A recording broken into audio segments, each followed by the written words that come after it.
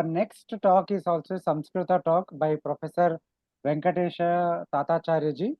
He will be speaking on Mimamsa Shloka Vartika Anusarena Yogachara Baudhabhi Matasya Vishaya Shunya Gnana Vadasya Parishilanam. It will be a talk from a Mimamsa perspective.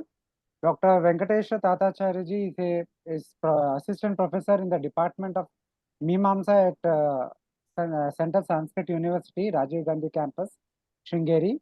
He completed his PhD in Mimamsa in 2009, and his areas of interest include Adhikaranas of Mimamsa, Shabdabodha, and Pramana Prameya Vichara. He has edited 5 books and published 30 research papers. He has received many awards, including Mimamsa, Vidvat Pravara, and the Suvarnanguli Award by Sringeri Sharda Peetam, and Shastra Ratnam by Sita Ramanjanaya Patashala, Bangalore, and Veda Pandita by Uttar Pradesh Sanskrit Samsthan. Namaste Acharya, please start your session. शुद्ध विज्ञान घनस्वरूपं विज्ञान विश्राण नबद्धदीक्षं दयानिधिं देहभृतां शरण्यं देवं हयग्रीवमहं प्रपद्ये विशुद्ध ज्ञान देहाय त्रिवेदी दिव्यचक्षुषे श्रेयः प्राप्तिनिमित्ताय नमः सोमार्धधारिणे मान्याः नागराज महोदयाः नितिन श्रीधर महोदयाः अन्ये च विद्वांसः अत्र ये समवेताः सर्वेभ्यः मम वन्दनानि। बौद्धानां मीमांसकानां च कश्चन वादः प्रस्तोतव्यः इति यदा अहं सूचितः तदानीं मया अयं विषयः चितः शून्यवादः इति। परन्तु केवलं शून्यवादः इति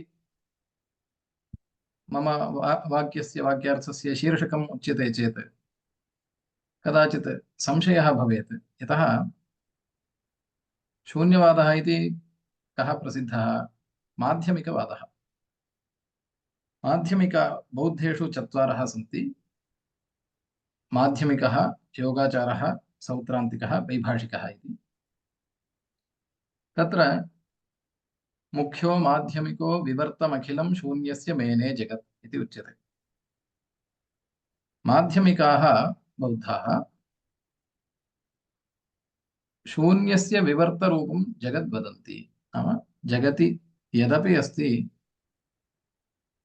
यदपि भासते तत् शून्यस्य विवर्तः इति। वस्तुतः किमपि नास्ति, परन्तु नानारूपेण भासते। योगाचारमते तु सन्ति मतयः तासां विवर्तोऽखिलः इति। योगाचारमते तु ज्ञानम् इति एकं तत्त्वमस्ति। इदं ज्ञानमेव विविधरूपेण घटपटादिरूपेण नीलपीतादिरूपेण भासते इति। क्षणिकानि ज्ञानानि स्वीक्रियन्ते। तत्र वस्तुतः शून्यवादः इति अयं वादः एकः श्लोकवार्तिके निबद्धः अस्ति। वस्तुतः शाबरभाष्यम् एव तत्र मूलं भवति। अत्र माध्यमिकमतस्य निराकरणं नास्ति, अत्र योगाचारमतस्य एव विचारः अस्ति। तथापि अस्य शून्यवादः इति व्यवहारः। कुतः? शून्यस्तु इति आरम्भः अस्ति। तस्य वादस्य आरम्भः भाष्ये शून्यस्तु इति एवं कृतः। पूर्वं निरालम्बनवादः इति गतः। आलम्बनं नाम एकस्य ज्ञानस्य आलम्बनं किं भवति? विषयः। विषयं विना ज्ञानं नैव उदेति। अतः विषयः एव ज्ञानस्य आलम्बनम् इति उच्यते। पूर्वं निरालम्बनः सर्वोऽपि प्रत्ययः ननु सर्वे एव निरालम्बनः स्वप्नवत् प्रत्ययः इति भाष्यकारैः बौद्धानाम् एकम् अनुमानम् उपन्यस्तम्। कानिचन ज्ञानानि प्रमारूपाणि, कानिचन अप्रमारूपाणि एवं विभागः उक्तः। तदानीं बौद्धः शङ्कते सर्वमपि ज्ञानं निरालम्बनम् इति चेत् प्रमारूपं विज्ञानम् अप्रमारूपम् इति विभागः किमर्थः? सर्वमेव निरालम्बनं न विषयरहितं ज्ञानं। दृष्टान्त तत्र अनुमानम् इदम् अभिप्रेतम्। जाग्रत् प्रत्ययाः निरालम्बनाः प्रत्ययत्वात् स्वप्नवत् इति। स्वप्ने तु विषयः भासते परन्तु सः विषयः न भवति, तथापि ज्ञानं जायते। एवं जाग्रदवस्थायामपि यानि ज्ञानानि जायन्ते तेषु सविषयकत्वं भवेदिति नास्ति। अतः स्वप्नदृष्टान्तेन अत्रापि जाग्रज्ञान स्वप्नः निरालम्बनः इति उभयमतसिद्धम्। मीमांसकाः वा भवन्तु अन्ये वा भवन्तु, स्वप्ने भासमानः विषयस्तु वस्तुतः नास्ति इति बौद्धस्य मीमांसकस्य च सिद्धम्। अतः तद्दृष्टान्तेन अत्र जाग्रज्ञानेष्वपि निरालम्बनत्वं साधितं बौद्धैः। तत्र समाधानमुक्तं मीमांसकैः। जाग्रदवस्थायाम् अयं घटः इदं नीलम् इत्यादि ज्ञानं यज्जायते तदेव तेन ज्ञानेन प्रत्यक्षात्मकेन अनेन ज्ञानेन पूर्वोक्तानुमानस्य बाधः भवति। यदि कश्चन वह्निः अनुष्णः इत्येवम् अनुमिनोति तर्हि प्रत्यक्षतः वह्निः उष्णः इति लभ्यते चेत् तेन प्रत्यक्षेण वह्निरुष्णः इति प्रत्यक्षेण पूर्वानुमानस्य बाधः भवति खलु। एवमेव ज्ञानं बाह्यार्थशून्यं ज्ञानं निरालम्बनम् इत्यनुमानस्य अयं घटः इति प्रत्यक्षेणैव बाधः। कुतः अयं घट इति प्रत्यक्षः बाह्यं घटरूपमर्थं साधयति, अतः अनेन प्रत्यक्षेणैव बाधः इति उच्यते। तथा च यानि ज्ञानानि बाधितविषयकाणि भवन्ति तानि निरालम्बनानि भवन्तु नाम, परन्तु सर्वमपि ज्ञानं यद् अबाधितं ज्ञानं तदपि निरालम्बनम् इति वक्तुं न शक्यते इत्येवं पूर्वम् उक्तम्। तदनन्तरं शून्यस्तु इति शून्यवादस्य आरम्भः। इत्युक्ते अत्रापि पुनः योगाचारमतस्यैव परिशीलनं क्रियते। कथं परिशीलनम् इत्युक्ते भवता मदुक्तानुमानस्य प्रत्ययः निरालम्बनः प्रत्ययत्वात् स्वप्नवत् इति मदुक्तानुमानप्रयोगस्य प्रत्यक्षज्ञानम् आश्रित्य दूषणम् उक्तम्। अयं घटः इदं नीलम् इत्यादि प्रत्यक्षज्ञानम् आश्रित्य बाधरूपं दूषणम् उक्तम्। परन्तु इदं दूषणं कदा सङ्गच्छते? यदि अनेन प्रत्यक्षेण बाह्यः अर्थः विषयीक्रियते तर्हि इदं दूषणं सङ्गच्छते। इदं तु ज्ञानम् आत्मानमेव विषयीकरोति इति बौद्धः पूर्वपक्षं करोति। तर्हि अनेन ज्ञानेन अयं घटः इत्यादि ज्ञानेन घटादिकम् अस्ति इति सिद्ध्यति। घटाद्याकारं किञ्चित् वस्तु अस्ति इति तु सिद्ध्यति। नीलाद्याकारं किञ्चित् इदं नीलम् इति ज्ञानेन नीलाद्याकारं किञ्चित् वस्तु अस्ति इति सिद्ध्यति। परन्तु तद्वस्तु किं? ज्ञानं स्वयमेव। ज्ञानम् आत्मानमेव विषयीकरोति, स्वनिष्ठमेव घटाद्याकारं विषयीकरोति, बाह्यमर्थं न विषयीकरोति। यदि बाह्यमर्थं विषयीकरोति प्रकाशयति इति सिद्ध्यति तर्हि भवदुक्तम् अनुमानदूषणं सङ्गच्छते इत्येवम् आरम्भः। अत एव मया शून्यवादः इति शीर्षकं दत्त्वा विषयशून्यज्ञानवादस्य परिशीलनम् इत्येवं विस्तृतमेव शीर्षकं दत्तं। तत्र संशयः मा भवेत्। तर्हि ज्ञानं विषयशून्यम् इति एतद्विषये अत्र विचारः भवति।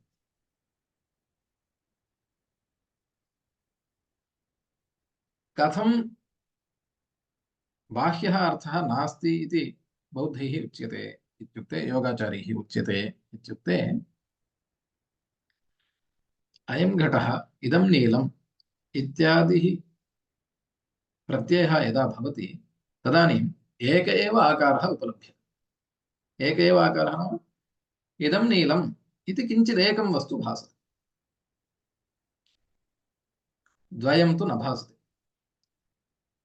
द्वयं न भासते नाम इदं नीलम् इति स एव आकारः द्विः न भासते। तर्हि आकारवद्वस्तु एकमस्ति किञ्चित् इति निश्चितम्। तदेव भाष्यपङ्क्त्या वक्तव्यं चेत् शून्यस्तु प्रत्ययः इति अनुवर्तते।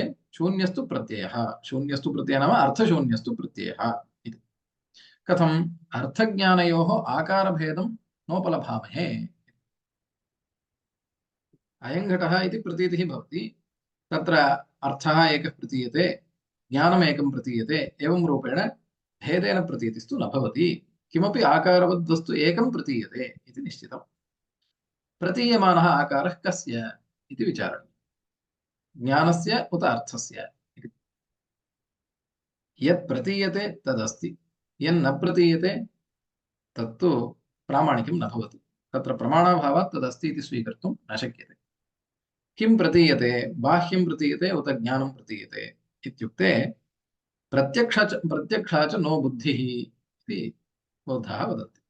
अस्माकं बुद्धिः प्रत्यक्षा अस्ति, अतः तद्भिन्नम् अर्थरूपं नाम न किञ्चिदस्ति इति पश्यामः। एतद्विवरणावसरे वार्तिककारैः उच्यते, एवमुक्तेनुमानस्य ज्ञानमाश्रित्य दूषणे, निरालम्बनत्वानुमानस्य ज्ञानमाश्रित्य बाधरूपे दूषणे ते, प्रत्यक्षज्ञानमाश्रित्य बाधरूपे दूषणे ते ज्ञानप्रवृत्त्यशक्त्या तु परः प्रत्यवतिष्ठते। ज्ञानं बाह्ये अर्थे प्रवर्तितुमेव न शक्नोति, तर्हि कथं ज्ञानेन बाह्यमर्थं निश्चित्य भवता बाधरूपं दूषणम् अनुमाने वक्तुं शक्यते इत्येवं परः पूर्वपक्षी प्रत्यवस्थितो भवति। यत्तावन्मन्यमानेन प्रत्यक्षं भवतोच्यते दूषणं तद्विरोधादि तदिदानीं परीक्ष्यताम्। या प्रत्यक्षं बाह्यार्थग्राहि इति मन्यमानेन भवता दूषणम् उक्तं, तदेव प्रत्यक्षम् इदानीं परीक्षणीयं भवति। तत् किं बाह्यार्थग्राहि उत आत्मग्राहि इति। तद्यद्याकारवानर्थो बाह्यः कल्प्येत तस्य च ग्राह्यत्वम् अन्यथा न स्यात् इति ग्राहककल्पना। ज्ञानम् इति एकं वस्तु अस्ति इति भवता कथं वक्तव्यं? भवता तु किमुच्यते मीमांसकेन? बाह्यः अर्थः एव गृह्यते इति उच्यते। तर्हि बाह्यः अर्थः गृह्यते, घटादिरूपः बाह्यः अर्थः गृह्यते, घटाद्याकारः यः अस्ति सः बाह्यार्थनिष्ठः। परन्तु बाह्यस्य अर्थस्य जडस्य प्रकाशः ज्ञानं विना न सम्भवति इत्यतः ज्ञानमिति एकं तत्त्वम् अस्ति इति ज्ञानं कल्पनीयम्। यदि ज्ञाने भासमानः आकारः बाह्यस्य अर्थस्य इति स्वीक्रियते, तर्हि बाह्यमर्थं ज्ञानवशात् स्वीकृत्य, यतः ज्ञानरूपं प्रमाणं बाह्ये अर्थे अस्ति इति कृत्वा तद् बाह्यमर्थं स्वीकृत्य तस्य च ग्राह्यत्वं प्रकाशः अन्यथा न स्यात्, ज्ञानं विना न स्यात् इति कृत्वा ग्राहककल्पनापि कर्तव्या, ग्राहकभूतज्ञानकल्पनापि कर्तव्या। परन्तु अत्र प्रमाणं नास्ति। बाह्यः अर्थः गृह्यते इति कथं सिद्ध्यति? तत्र किञ्चित् प्रमाणं नास्ति। ज्ञानमेव गृह्यते इति स्वीकृतं, तर्हि बाह्यार्थकल्पनं कर्तव्यमेव न भवति इति लाघवम्। यदि बाह्यं गृह्यते इति निश्चिनुमः, तर्हि तस्य तु ग्राह्यत्वं न सम्भवति, अतः ग्राहकं किञ्चित् ज्ञानं कल्पनीयम्। ज्ञानं तु स्वयं प्रकाशते, तस्य किञ्चित् ग्राहकम् इति कल्पनीयं नास्ति। ज्ञानमेव ग्राह्यं, ज्ञानमेव ग्राहकम् इति स्वीकुर्मः।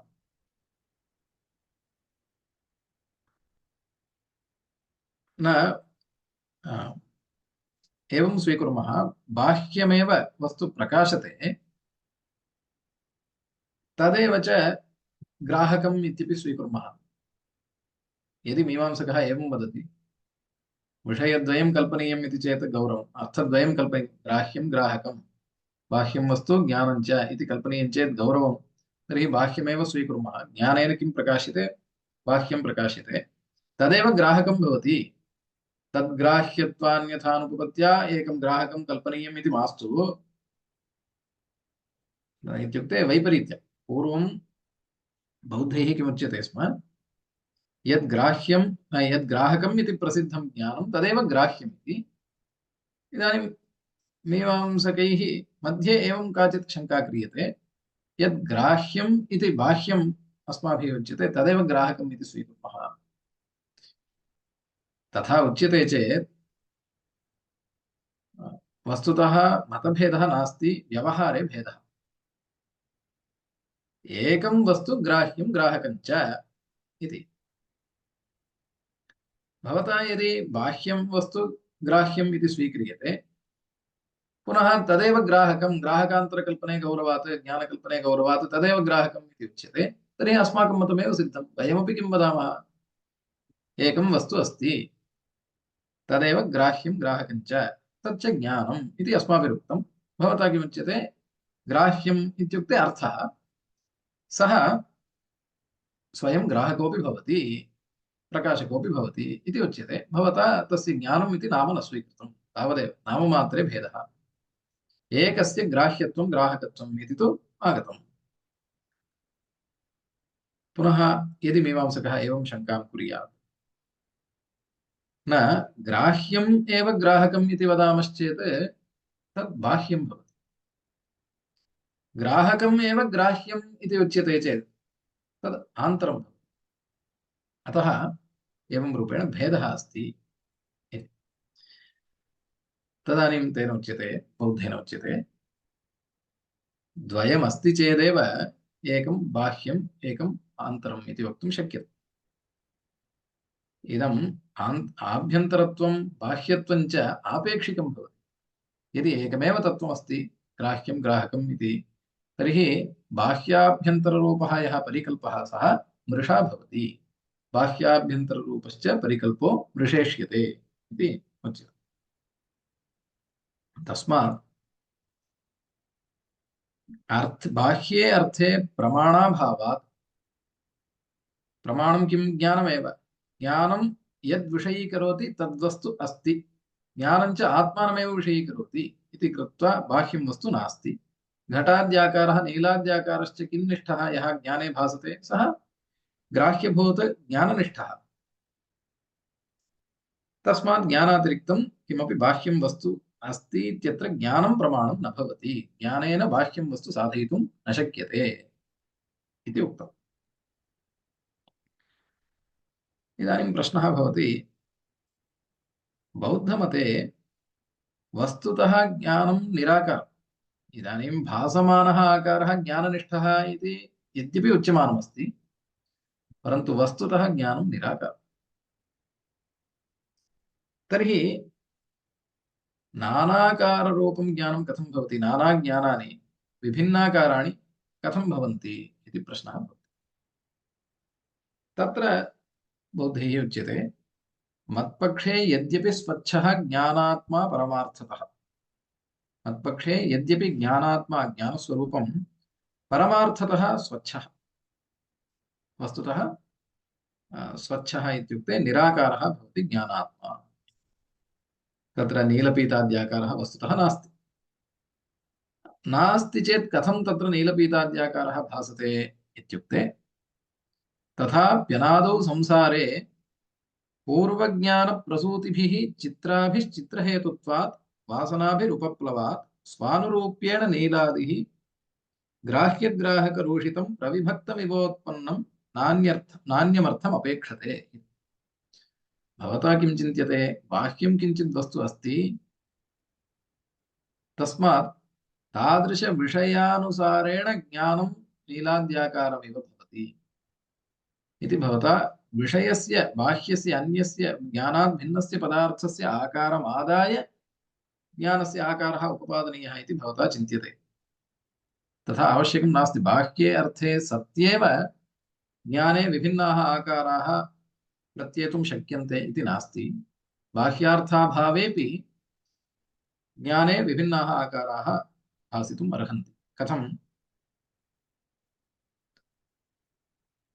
अनादौ संसारे, अयं संसारः अनादिः, इतः पूर्वं यज्ञानं तदपि ज्ञानं वस्तुतः निराकारमपि किञ्चिदाकारवत्तया भासते स्म। तर्हि तेन ज्ञानेन काचित् वासना भवति, वासना संस्कारः। इमाश्च वासनाः विविधाः भवन्ति। विविधाः नाम विभिन्नाकाराः भवन्ति। कुतः विभिन्नाकाराः भवन्ति? नाम घटविषयिणी काचित् वासना, पटविषयिणी, नीलविषयिणी, पीतविषयिणी एवं भिन्नाः वासनाः भवन्ति। इमाः भिन्नाः वासनाः कुतः भवन्ति? यतः तासां वासनानां कारणीभूतानि ज्ञानान्यपि भिन्नानि सन्ति। तानि च किञ्चित् ज्ञानं वस्तुतः निराकारमपि नीलवद् भासते, किञ्चित् ज्ञानं पीतवद् भासते, तर्हि तत्तज्ज्ञानजन्यवासनापि तथा तथा भवति। अतः सा वासना चित्रा भवति। एवं नानाकारवासनाभिः उपप्लवात्, उपप्लवात् नाम आकारसमर्पणात् ज्ञानानि वस्तुतः निराकाराणि भवन्ति चेदपि साकाराणीव प्रतीयन्ते। अनादौ संसारे इति उक्तं। तेन पूर्वज्ञानं वस्तुतः निराकारं खलु, तत् कथं चित्रां वासनाम् उत्पादयति इति प्रष्टुं न शक्यते। तदपि ज्ञानं वस्तुतः निराकारं चेदपि साकारमेव भासते स्म। तत्र आकारप्रतीतिः कथम् इति चेत् ततः पूर्वं किञ्चित् ज्ञानं, ततश्च वासना, ततश्च ज्ञाने आकारप्रतीतिः। एवम् अनादिसंसारे वासनाभिः उपप्लवात् ज्ञाने आकारवत्ता प्रतीयते। अतः वस्तुतः सर्वमपि ज्ञानं निराकारम् एकरूपं चेदपि प्रविभक्तमिव उत्पद्यते इति तैः ज्ञानानाम् आकारभेदप्रतीतिः उपपाद्यते। अपि च यदि भासमानः आकारः विषयनिष्ठः इति उच्यते, तर्हि अस्य ज्ञानस्य अयं विषयः कुतो भवति, अन्यः विषयः कुतो न भवति इत्यत्र निर्धारकं किमपि वक्तुं न शक्यते। तत्र विनिगमकं किञ्चित् वक्तुं न शक्यते। ज्ञाने स्वाकार एव भासते इति स्वीक्रियते चेत् तादात्म्यमेव विनिगमकम् इति वक्तुं शक्यते। यथा ये बाह्यार्थम् अङ्गीकुर्वन्ति तेषाम् अयं घटः इति ज्ञानस्य विषयः कः? घटः। तत्र विषयः ज्ञानात् भिन्नः। अस्य ज्ञानस्य पटः कुतो न विषयः इति पृष्टे न अस्य ज्ञानस्य घटेन कश्चन सम्बन्धः अस्ति, तस्मात् घटे एव विषयः, पटेन सह सम्बन्धो नास्ति, तस्मात् पटो न विषयः इति वक्तव्यम्। भिन्नयोः एकदेशादिसंसर्गः न सम्भवति। ज्ञानं विषयः, एतदुभयं परस्परं भिन्नं। तथा च प्रश्नः भवति, ज्ञानात् अयं घटः इति ज्ञानात् घटोपि भिन्नः, पटोपि भिन्नः, परन्तु अस्य ज्ञानस्य घट एव विषयः न पटः, तत्र किं नियामकम्? ज्ञानेन घटस्य कश्चन सम्बन्धः नियामकः, स च सम्बन्धः पटेन नास्ति इति वक्तव्यं। तादृशः कोऽपि सम्बन्धः नास्ति। अतः विषयविषयीभाव नियतिः बाह्यार्थस्वीकारे वक्तुं न शक्यते। ज्ञानेन स्वाकार एव विषयीक्रियते इति यदि उच्यते, तर्हि अस्य ज्ञानस्य घटः विषयः कुतः? सः घटः एतज्ज्ञाननिष्ठः आकारः, तस्मात् अस्य ज्ञानस्य विषयः इत्येवं विषयविषय आकारस्य ज्ञानस्य च विषयविषयीभावः उपपादयितुं शक्यते। कुतः पटः न विषयः? यतः पटः एतज्ज्ञाननिष्ठः आकारः नास्ति इति। एवम् एकस्यैव वस्तुनः भिन्नाकारं ज्ञानं जायते इति मीमांसकैः वक्तव्यम्। परन्तु एकं वस्तु भिन्नाकारविशिष्टं वस्तु परस्परविरुद्ध भिन्नाकारविशिष्टं नास्ति चेदपि कथं भिन्नाकारवत्तया भासते इति प्रश्नः भवति। यथा नक्षत्रं तारका तिष्यः इति एकस्यैव पदार्थस्य नक्षत्रस्य नपुंसकत्वेन पुंस्त्वेन स्त्रीत्वेन च भानं। नक्षत्रम् इति उच्यमाने नपुंसकत्वेन भानं भवति, तारका इति उच्यमाने स्त्रीत्वेन भानं, तिष्यः इति पुंस्त्वेन भानं भवति। बाह्यार्थस्वीकर्तुः मते एक एव पदार्थः, तत्रापि तिष्यनक्षत्रं स्वीक्रियताम्। तिष्यनक्षत्रस्य पुंस्त्वेन स्त्रीत्वेन नपुंसकत्वेन च एकस्यैव कथं भावम्? यतः इमे तु धर्माः स्त्रीत्व पुंस्त्व नपुंसकत्वारूपधर्माः परस्परविरुद्धाः सन्ति। यदि तु ज्ञानातिरिक्तबाह्यविषयः नास्ति इति स्वीकुर्मः तर्हि एतेषु ज्ञानेषु किं भासते इति चेत् ज्ञानमेव भासते। ज्ञानानि च भिन्नानि, अतः भिन्नेषु ज्ञानेषु इमे धर्माः भवितुमर्हन्ति। एकस्मिन् ज्ञाने पुंस्त्वम्, एकत्र स्त्रीत्वम्, एकत्र नपुंसकत्वम्। अन्यः एकः विषयः विषयीक्रियते स च एकः इति यदा स्वीक्रियते तदानीम् एकस्मिन् विषये बाह्ये विषये कथं विरुद्धधर्माः भवन्ति इति प्रश्नः। इदानीं ज्ञानमेव विषयीक्रियते, ज्ञानेन आत्मा एव विषयीक्रियते इति यदा स्वीक्रियते तदानीम् अयं प्रश्नः न भवति। कुतः? ज्ञानानां भिन्नत्वात्। भिन्नेषु च विरुद्धधर्माः भवितुम् अर्हन्ति, एकत्रैव खलु विरुद्धधर्माः न भवन्ति। अतः परस्परविरुद्धधर्माणाम् एकत्र ग्रहणासम्भवादपि ज्ञानमेव विषयः इति स्वीकर्तव्यम्। एवं रूपेण संक्षेपतः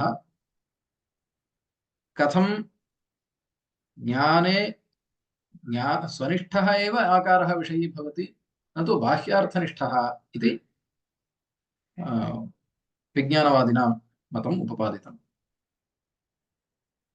इदानीं वार्तिककारैः एवं भाष्यकारैश्च यथा अत्र समाधानम् उच्यते तथा किञ्चित् निरूपयितुं प्रयते।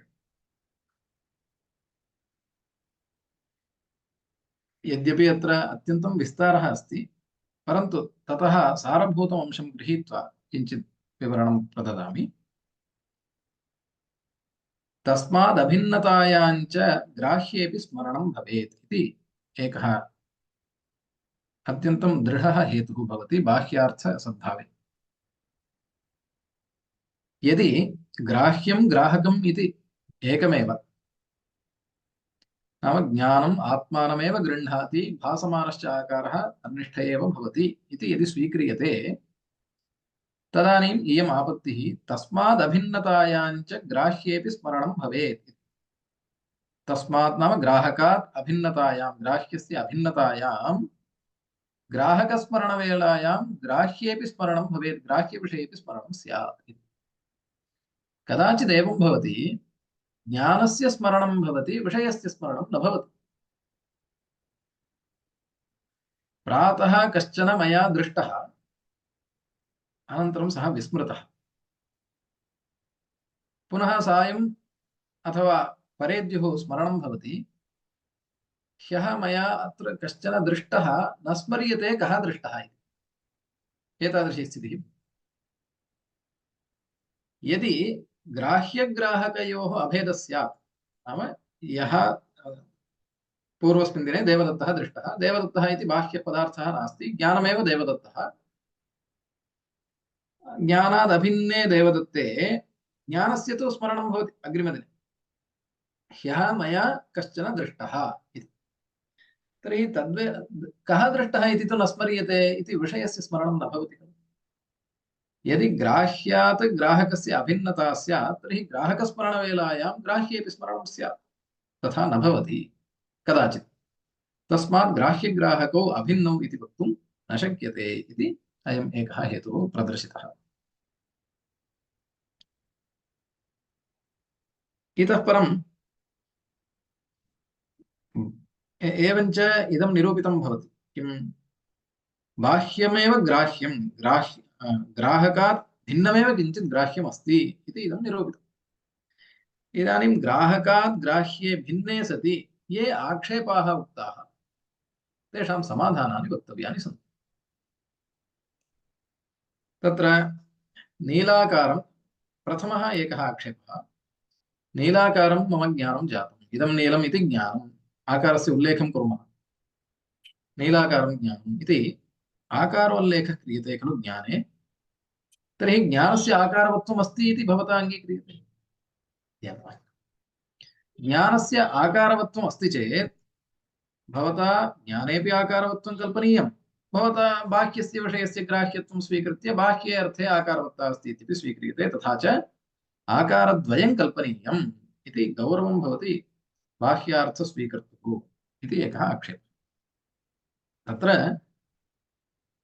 इदमुच्यते विषयद्वारा एव ज्ञानस्य निरूपणं कर्तुं शक्यते इत्यतः नीलाकारं ज्ञानम् इति व्यवहारः भवति। वस्तुतः ज्ञानं निराकारमेव, आकारवत्तु बाह्यं वस्तु एव भवति। अतः आकारद्वयं, ज्ञानेपि आकारः कल्पनीयः विषयेपि आकारः कल्पनीयः इति नास्ति। केवलं निरूपणार्थं विषयस्य उल्लेखः क्रियते। नीलाकारं ज्ञानं नाम नीलाकारवस्तुविषयकं ज्ञानम् इति। ज्ञानानां परस्परं भेदः स्वतः भवति, सः आकारेण साधनीयः इति नास्ति। तत्र विषयद्वारा, परन्तु ज्ञानानां भेदः स्वतः यः विद्यते सः विषयद्वारा निरूप्यते इत्यतः विषयगताकारम् आदाय ज्ञानानाम् आकारभेदः निरूप्यते। एवं विषयव्यवस्था न सम्भवति। अयं घटः इति ज्ञानस्य घट एव विषयः न तु पटः इति व्यवस्था ज्ञानस्यैव ग्राह्यत्वे सम्भवति, बाह्यस्य ग्राह्यत्वे तु न सम्भवति इति आक्षेपः उक्तः। तत्रापि समाधानम् उच्यते। विषयव्यवस्था कथं भवति?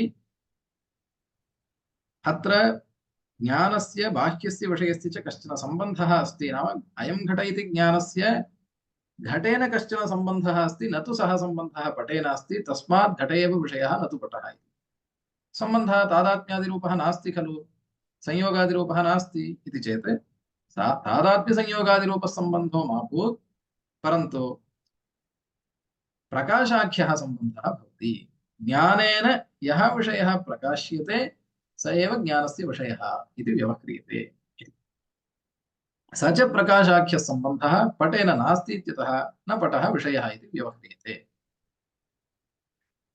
अनन्तरं नक्षत्रं तारका तिष्यः इति एकस्यैव वस्तुनः बाह्यस्य अर्थस्य विरुद्धधर्मैः ग्रहणं कथं भवति इति प्रश्नः कृतः। तत्र वस्तुतः यत् समाधानं तदेव वदामि। तत्र अनेके धर्माः सन्ति। इमे धर्माः वस्तुतः विरुद्धाः न सन्ति।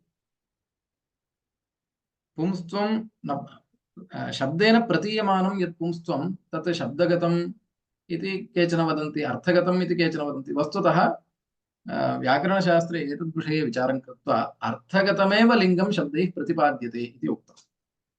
परन्तु तत् लिङ्गं न केवलं लौकिकं लिङ्गं, किन्तु शास्त्रीयं लिङ्गं। क्वचित् लौकिकलिङ्गसहितशास्त्रीयलिङ्गं प्रतिपाद्यते इति स्वीक्रियते। लिङ्गं च एकैकमपि केवलान्वयी भवति। नाम सर्वेषु वस्तुषु पुंस्त्वं भवति, सर्वेषु वस्तुषु स्त्रीत्वं नपुंसकत्वं च। इदं सत्त्वरजस्तमोगुणानाम् उपचयापचयस्थितिरूपं लिङ्गं भवति। सत्त्वरजस्तमोगुणानाम् उपचयः इति चेत् पुंस्त्वम्, अपचयः स्त्रीत्वं, स्थितिमात्रं नपुंसकत्वम् इति। इदं च सर्वेषु पदार्थेषु भवत्येव। अतः केवलान्वयी लिङ्गं वर्तते। तत्र च त्रिष्वपि लिङ्गेषु सत्सु केनचिदेकेन लिङ्गेन व्यवहारः भवति। अतः परस्परविरोधाभावात् एकस्मिन्नेव त्रयमपि प्रत्येतुं शक्यते। अपि च ज्ञानं विषयः इति स्वीक्रियते चेत्, ज्ञानेन स्वयमेव स्वस्य वशीकरणं क्रियते इति चेत् विरुद्धोऽपि धर्मः एकत्र भवितुमर्हति इति भवता उक्तं। तथा वक्तुं न शक्यते। वस्तुतः एकत्र बहुविधधर्माः स्युः, तर्हि स्वस्वसंस्कारवशात् यत्किञ्चिदेकधर्मविशिष्टतया तद्वस्तु ग्रहीतुं शक्यते। भवन्मते तु बाह्यं वस्तु नास्ति इत्युक्ते स्त्रीत्वं, पुंस्त्वं, नपुंसकत्वम् इति न किञ्चिदस्ति। तर्हि इदं त्रयमपि नास्ति चेदपि इदं भासते इत्युक्ते कथं भासते? वासनावशात् भासते इति उक्तम्। वासनावशात् किं भासते? बहुषु पदार्थेषु विद्यमानेषु कश्चन पदार्थः वासनावशात् भासते। यथा एकां स्त्रियं योगी कुणपं मन्यते, मृतशरीरं मन्यते, श्वा मांसपिण्डं मन्यते, कामुकः कामिनीं मन्यते। एकमेव वस्तु, एकस्यैव वस्तुनः स्वस्व वासनावशात्, संस्कारवशात् भिन्नतया बोधः भवति। परन्तु तत्र शरीरत्वं, कामिनीत्वं, मांसपिण्डत्वम् इति धर्माः त्रयः अपि सन्ति। एतेषु त्रिषु धर्मेषु सत्सु तत्तद्वासनावशात् ते किञ्चित् धर्मविशिष्टतया गृह्णन्ति। स्त्रीत्वं, पुंस्त्वं, नपुंसकत्वम् इति नास्त्येव इति उच्यते चेत् कथं तद्विशिष्टतया ग्रहणं भवति? न हि वासना अपूर्वं कञ्चन धर्मं कल्पयति, किन्तु विद्यमानधर्मविशिष्टतया ग्रहणे सहकारिणी भवति तावदेव। तदेव उक्तं स्वप्रत्ययानुकारो हि बह्वाकारेषु वस्तुषु निर्धारणे भवेद्धेतुः आपूर्वाकारकल्पने। एवं रूपेण बाह्यार्थः स्वीकर्तव्यः इत्यत्र विषयरहितज्ञानस्मृतिरूपं प्रमाणम् उक्त्वा तत्र च बाह्यार्थस्वीकारे ये आक्षेपाः प्राप्ताः तेषां सर्वेषामपि समाधानमपि श्लोकवार्तिके प्रदत्तम्। एवं रूपेण इति बहिर्विषयप्रतिपादनात् न तदभावकृता मतिसंवृतिः उभयतत्त्वविदां परमार्थतः क्षममिदं धुरि धर्मविचारणे इति अयं वादः निगमितः।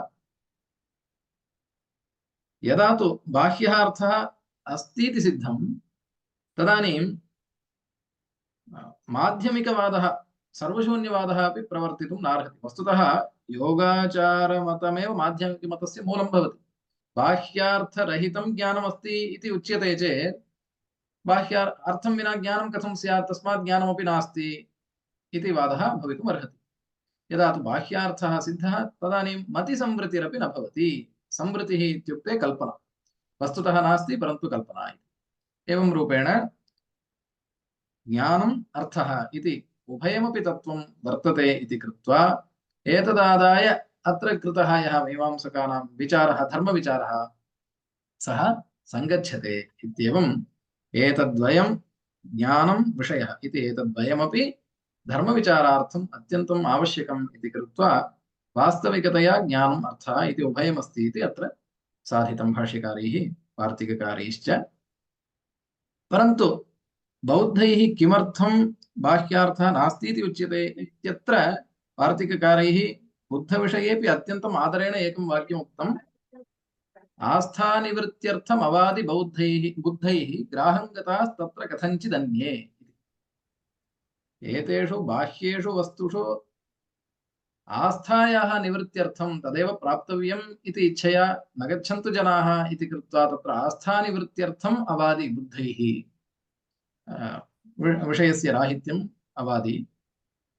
कथञ्चित् तत्र अन्ये ग्राहं गताः, तदेव सत्यम् इति मन्वानाः अन्ये गृहीताः केचित् इत्येवं रूपेण बुद्धविषयेपि आदरेण बुद्धैः इति बहुवचनप्रयोगपुरस्सरं वार्तिककारैः अयमेकः श्लोकः उक्तः।